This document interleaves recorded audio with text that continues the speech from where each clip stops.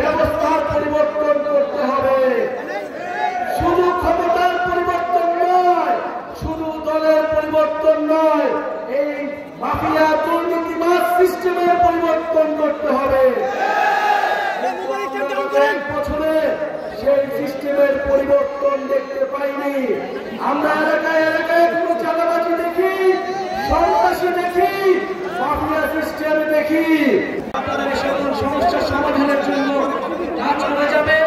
আগামী ৩রা আগস্ট শহীদ মিনারে আমরা যেভাবে এক দফার ঘোষণা দিয়েছিলাম, এবছর শহীদ মিনারের ৩রা আগস্ট একইভাবে বিচার সংস্কারের নতুন সংবিধান এবং দেশ পুনর্গঠনের ইশতেহার ঘোষণা হবে। নিশ্চিতভাবে সেই ইশতেহারে জয়পুরহাটবাসীর ভবিষ্যৎ মুক্তির কথাও থাকবে।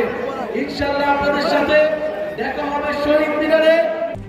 RICL TMX, যুগের পর যুগ স্থাপনা থাকে মজবুত। এবং তার আগ পর্যন্ত আপনারা জয়পুরহাটে চাঁদাবাজি, সন্ত্রাস, বৈষম্যহীন